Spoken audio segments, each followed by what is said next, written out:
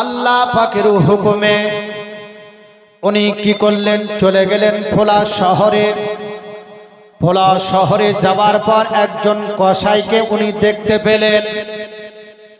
এই কসাই সকালে আসে, সন্ধ্যার সময় বাড়ি ফিরে যায়।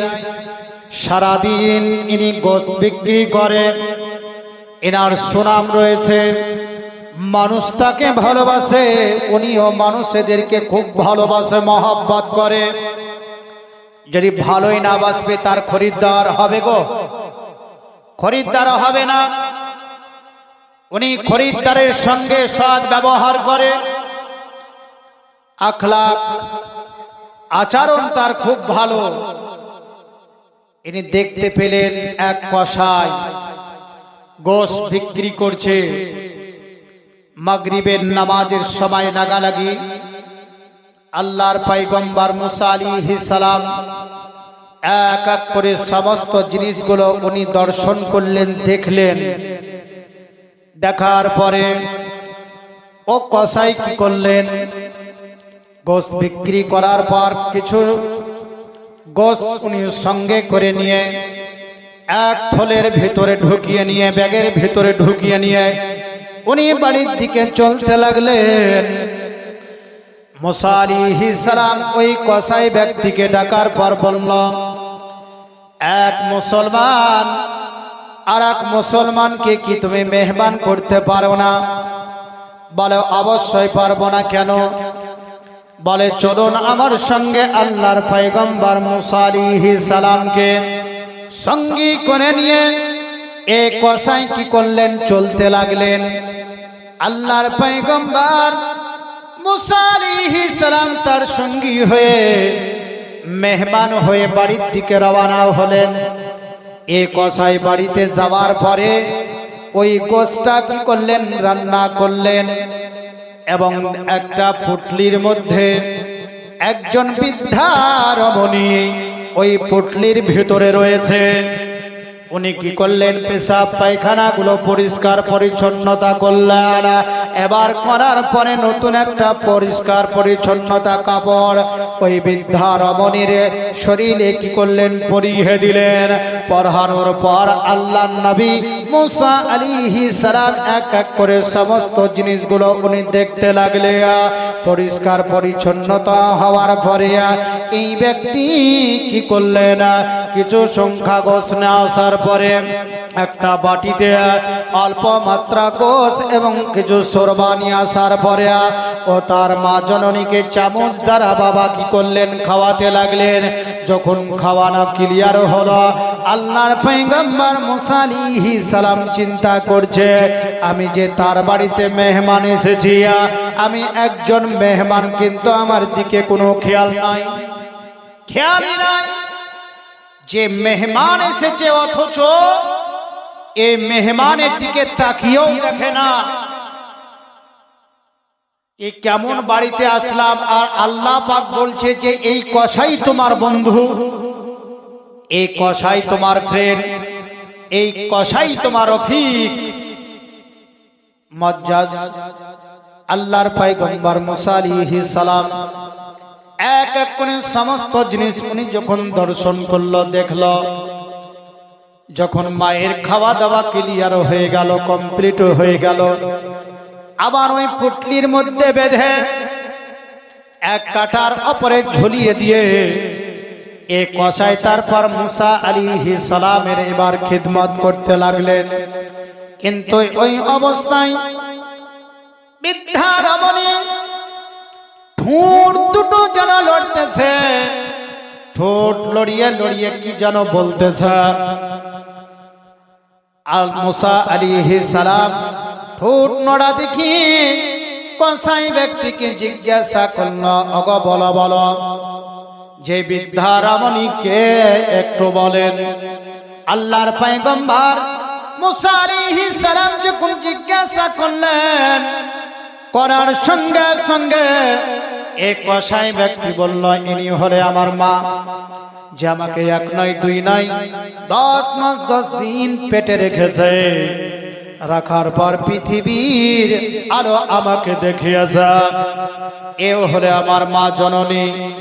আমি মা জননীর খিদমত সর্বপ্রথমে আমি করি। মা আমার সবচাইতে জানের জান, প্রাণের হলে প্রাণ। মাকে আমি খুব ভালোবাসি।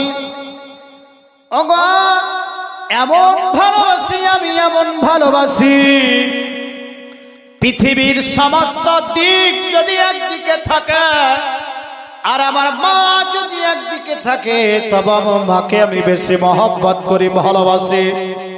কেন আল্লাহ পাক পবিত্র কোরআনের মধ্যে জানিয়ে দিয়েছেন, মাতা পিতার তোমরা ইহসান করো, ঠিক না?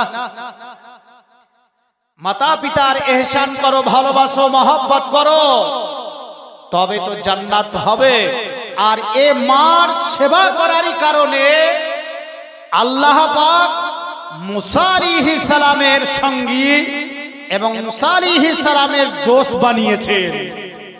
শুধু মায়ের দোয়াতে, আর মায়ের দোয়ায় সব পাওয়া যায়, যায় না? মায়ের দোয়ায় জান্নাত পাওয়া যায়, মায়ের দোয়াতে জাহান্নাম হারাম হয়ে যায়, মায়ের দোয়াতে পুলসিরাত অতিক্রম করা যায়, মায়ের দোয়াতে নেকির পাল্লা উপরে উঠবে, মায়ের দোয়াতে আপাত বিপদ থেকে আপনি রক্ষা পাবেন, ঠিক না? বলে ইনি হলে আমার মা। মাকে আমি খুব ভালোবাসি, মহব্বত করি। বলে ইনি ঠোঁট লড়িয়ে লড়িয়ে যেন কি বললেন, এটা কি আমার সম্মুখে কি ঠিক বর্ণনা করা যাবে না। কসাই ব্যক্তি বললেন, আমার মা ঠোঁট নড়িয়ে নড়িয়ে কি বলতেছে এটা আপনি শুনবেন। বলা হ্যাঁ। আল্লাহর পয়গম্বর মুসা আলাইহিস সালামকে এবার বলতে লাগলেন, আমার মা জননী, যখনই আমি খাওয়া দাওয়া ক্লিয়ার করি, কমপ্লিট করে দিই, তখনই মা ঠোঁট দুটোই হিলিয়ে বলতে থাকে, ওগো আল্লাহ পাক, আল্লাহ তাআলা আমার সন্তানকে মুসা আলাইহিস সালামের সঙ্গী করে জান্নাতে দিও। মুসা আলাইহিস সালাম শুনলেন, উনি কিন্তু চিনে না যে ইনি হলে আল্লাহর পয়গম্বর মুসা আলাইহিস সালাম, জানে না। তো ব্রাদার ইসলাম, মা সদা সর্বদা এই বলে দোয়া করতেন, আল্লাহ পাক, আল্লাহ তাআলা মুসা আলাইহিস সালামের সঙ্গে রফিক বানিয়ে দিও, ফ্রেন্ড বানিয়ে দিও, দোস্ত বানিয়ে দিও। মা জননী সদা সর্বদা যখন এই দোয়া করতেন, আমার আল্লাহ পাক, আল্লাহ তাআলা ওই বৃদ্ধা রমণীর দোয়াখানাকে কি করলেন, কবুল করে নিয়েছেন। এর জন্য তো আল্লাহ পাক, আল্লাহ তাআলা কসাইয়ের সঙ্গে মুসা আলাইহিস সালাম জান্নাতে যাবে, ঠিক না বলেন? জান্নাত কসাইও যাবে মুসা আলাইহিস সালামের বন্ধু করে। হযরতে মুসা আলাইহিস সালাম অবশেষে বললেন, আমি হলে আল্লাহর পয়গম্বর মুসা আলাইহিস সালাম। জোরে বলেন। আল্লাহর কাছে গেলেন, আল্লাহ আমি ভেবেছিলাম আলাদা, উল্টো ভেবেছিলাম, কিন্তু আল্লাহ পাক উল্টো নয়। দেখলাম এত সৌন্দর্য, আখলাক, চরিত্র, মাকে এত মহব্বত করে, ভালোবাসে। পেশাব পায়খানাগুলো আজ পরিষ্কার করে, সারাদিন এত মেহনত করে, করার পর সন্ধ্যার টাইমে নিজে না খেয়ে, পরিবারকে না খাইয়ে, কোন মেহমানকে না খাইয়ে, সর্বপ্রথম জনম দুঃখনী মা জননীকে সর্বপ্রথম খাওয়ানোর পরে মেহমানদেরকে খাইয়েছে। ব্রাদার ইসলাম, এ মুসা আলাইহিস সালাম আল্লাহর পয়গম্বর সেই দিন বুঝতে পারলেন যে মা বাপকে ভালোবাসা একজন কসাই ব্যক্তি আমার সঙ্গী হয়ে জান্নাত যাবে। এ হলে মার দিল, মার মন। মার মন জয় করতে বেশি টাইম লাগে না, লাগে গো?